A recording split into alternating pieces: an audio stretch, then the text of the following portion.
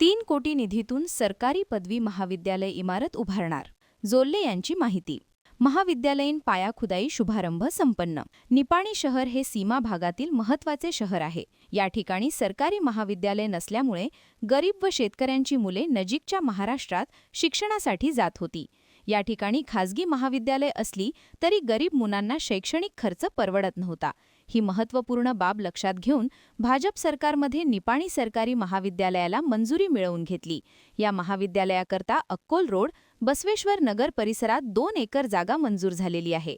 या ठिकाणी सुसज्ज अशी महाविद्यालयाची इमारत निर्माण होणार आहे. याकरिता 3 कोटी रुपयाचा फंड मंजूर झाल्याची माहिती आमदार सौ शशिकला जोल्ले यांनी दिली. निपाणी येथे सरकारी पदवी महाविद्यालयाच्या इमारतीचा पायाखुदाई शुभारंभ प्रसंगी आमदार जोल्ले बोलत होत्या. प्रारंभी मान्यवरांच्या हस्ते श्रीफळ वाढविण्यात आले. यानंतर आमदार जोल्ले व महाविद्यालयाच्या विद्यार्थिनींच्या हस्ते कुदळ मारून शुभारंभ करण्यात आला. पुढे बोलताना सौ जोल्ले म्हणाल्या, सरकारी महाविद्यालयाची गरज असताना फक्त बोरगाव आणि गळतगाव येथेच सरकारी महाविद्यालय होते. त्यामुळे निपाणी परिसरातील गरीब मुलांच्या महाविद्यालय शिक्षणाची नुकसान होत होते. ही बाब लक्षात घेऊन महाविद्यालय सुरू करण्यात आले. आता स्वतंत्र इमारत होत असून या ठिकाणी दुमजली इमारत निर्मिती करून कार्यालयासह वर्ग व इतर सुविधा या इमारतीत निर्माण होणार आहेत. लवकरच महाविद्यालयाची सुसज्ज इमारत तयार होईल, असे आमदार जोल्ले यांनी सांगितले. ಇವತ್ತು ನಿಪ್ಪಾಣಿ ತಾಲೂಕಾ ಅಂತ ನೋಡಿದಾಗ ನಿಜವಾಗ್ಲೂ ಕೂಡ ಇದು ಕರ್ನಾಟಕದ ಒಂದು ಗಡಿ ಭಾಗದಲ್ಲಿ ಇರತಕ್ಕಂತ ತಾಲೂಕು. ಇಲ್ಲಿ ಕೇವಲ 8 ಕಿಲೋಮೀಟರ್ಗಳಲ್ಲೇ ನಮಗೆ ಮಹಾರಾಷ್ಟ್ರ ಗಡಿ ಪ್ರಾರಂಭ ಆಗ್ತದೆ. ಒಂದು ಸೈಡಲ್ಲಿ ಇನ್ನೊಂದು ಗಡಿ ನೋಡಿದಾಗ ಗೋವಾ ಗಡಿ ನಾವು ನೋಡ್ತಾ ಇದ್ದೀವಿ. ಹಾಗಾಗಿ 2013ರಲ್ಲಿ ನಾನು ಪ್ರಥಮ ಬಾರಿಗೆ ಈ ಭಾಗದ ಶಾಸಕಿಯಾಗಿ ನಿಪ್ಪಾಣಿ ತಾಲೂಕಿನ ನನ್ನ ಮತದಾರ ಬಂಧು ಬಹಿಣಿಯರು ನನಗೆ ಈ ಒಂದು ಅವಕಾಶವನ್ನು ಕೊಟ್ಟಾಗ ಶಿಕ್ಷಣಕ್ಕೋಸ್ಕರ ಇಲ್ಲಿ ವಿಶೇಷವಾಗಿ ಬಹಳಷ್ಟು ಹಿಂದುಳಿದಂಥ ಒಂದು ತಾಲೂಕಾಗಿತ್ತು. ಹಾಗಾಗಿ ಶಿಕ್ಷಣಕ್ಕೆ ಮಹತ್ವ ಕೊಡಬೇಕು. ಗಡಿ ಭಾಗದಲ್ಲಿರ್ತಕ್ಕಂಥ ನಮ್ಮ ಮಕ್ಕಳಿಗೆ ಒಳ್ಳೆ ಶಿಕ್ಷಣದ ಜೊತೆಗೆ ಸರ್ಕಾರಿ ಶಿಕ್ಷಣದ ಎಲ್ಲ ಸುವ್ಯವಸ್ಥೆಗಳು ಆಗಬೇಕು.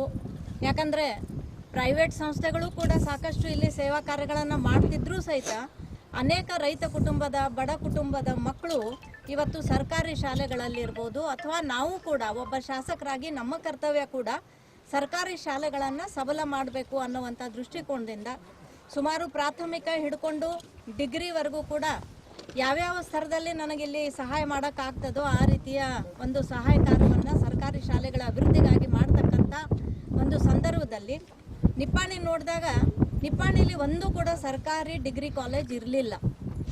PU ಕಾಲೇಜ್ ಕೂಡ ಕೇವಲ 2 ಇದೆ, ಒಂದು ಗಳತ್ಗ ಮತ್ತು ಒಂದು ಬೋರ್ಗಾವ್ನಲ್ಲಿ.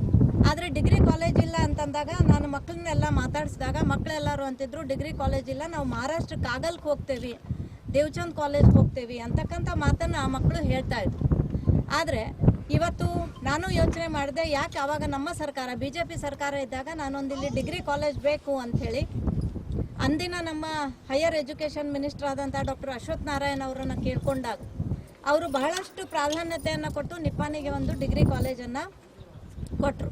ಆವಾಗ ನಾವು ಮುನ್ಸಿಪಲ್ನ ಒಂದು 2 ಕ್ಲಾಸ್ ರೂಮ್ಗಳನ್ನು ತಗೊಂಡು ಡಿಗ್ರಿ ಕಾಲೇಜನ್ನು ಪ್ರಾರಂಭ ಮಾಡಿದ್ವಿ. ಆದರೆ ಡಿಗ್ರಿ ಕಾಲೇಜ್ ಎಷ್ಟು ಅವಶ್ಯಕತೆ ಇದೆ ಅನ್ನೋದು ಹೆಂಗೆ ಗೊತ್ತಾಯ್ತು ಅಂತಂದರೆ, ಡಿಗ್ರಿ ಕಾಲೇಜ್ ಓಪನ್ ಆಗೈತಿ ಅಂಥೇಳಿ ನಾವು ಪೇಪರ್ ಆ್ಯಡ್ ಕೊಟ್ಟಾಗ ಸಡನ್ನಾಗಿ 200 ಮಕ್ಕಳ ಅಡ್ಮಿಷನ್ ಕೂಡ ಅಲ್ಲಿ ಆಯಿತು. ಫಸ್ಟ್ ಅದು ಅಡ್ಮಿಷನ್ ಆಯಿತು, ಅಲ್ಲಿಗೆ ಕೋವಿಡ್ ಪ್ರಾರಂಭ ಆಯಿತು. ಕೋವಿಡ್ ಪ್ರಾರಂಭ ಆದರೂ ಸಹಿತ ಆನ್ಲೈನ್ ಎಕ್ಸಾಮಿನೇಷನ್ ಆನ್ಲೈನ್ ಎಲ್ಲನೂ ಕೂಡ ಅವರು ಅಭ್ಯಾಸ ಮಾಡಬೇಕು ಅಂಥೇಳಿ ಅವತ್ತು 200 ಮಕ್ಕಳಿಗೂ ಕೂಡ ಟ್ಯಾಬ್ ಕೊಡುವಂಥ ವ್ಯವಸ್ಥೆ ಕೂಡ ನಮ್ಮ ಸರ್ಕಾರದ ವತಿಯಿಂದ ನಾವು ಅವತ್ತು ಮಾಡಿದ್ವಿ. ಅದಾದ ನಂತರ ಮಕ್ಕಳ ಸಂಖ್ಯೆ ಜಾಸ್ತಿ ಆಗ್ತಾ ಹೋಯಿತು. ಶಾಲೆ ಕ್ಲಾಸ್ ರೂಮ್ಗಳ ಸಂಖ್ಯೆ ಅಲ್ಲಿ ಬಹಳಷ್ಟು ಕಂಜೆಸ್ಟೆಡ್ ಆಗೋದ್ರಿಂದ ಅವರಿಗೆ ಒಂದು ಸ್ವತಂತ್ರವಾದಂಥ ಶಾಲಾ ಬಿಲ್ಡಿಂಗ್ ಇರಬೇಕು ಅಂಥೇಳಿ ಯೋಚನೆ ಮಾಡಿದಾಗ ಅಂದಿನ ನಗರ ಪಾಲಿಕೆಯ ಅಧ್ಯಕ್ಷರಾದಂಥ ಜಯವಂತ್ ಬಾಟ್ಲೆ ಅವ್ರ ಹತ್ರ ಮತ್ತು ನಮ್ಮೆಲ್ಲ ಟೀಮ್ ಹತ್ರ ನಾನು ಡಿಸ್ಕಸ್ ಮಾಡಿದಾಗ ಅವರು ಅದನ್ನು ಖುಷಿಯಾಗಿ ಒಪ್ಕೊಂಡು ಈಗ ನಾವು ಉದ್ಘಾಟನೆ ಮಾಡಿರ್ತಕ್ಕಂಥ ಈ ಒಂದು 2 ಎಕರೆ ಜಾಗನ ನಮ್ಮ ಡಿಗ್ರಿ ಕಾಲೇಜಿಗೆ ಕೊಟ್ಟಿದ್ದಕ್ಕಾಗಿ ಅವ್ರಿಗೆಲ್ಲರಿಗೂ ಕೂಡ ನಾನು ಅಭಿನಂದನೆಯನ್ನು ಮಾಡ್ತಾ ಇದ್ದೀನಿ. ಹಾಗೆ ಅದು ಜಾಗ ಮಂಜೂರಾಯಿತು, ಫಂಡ್ ಮಂಜೂರಾಗಬೇಕಾಗಿತ್ತು.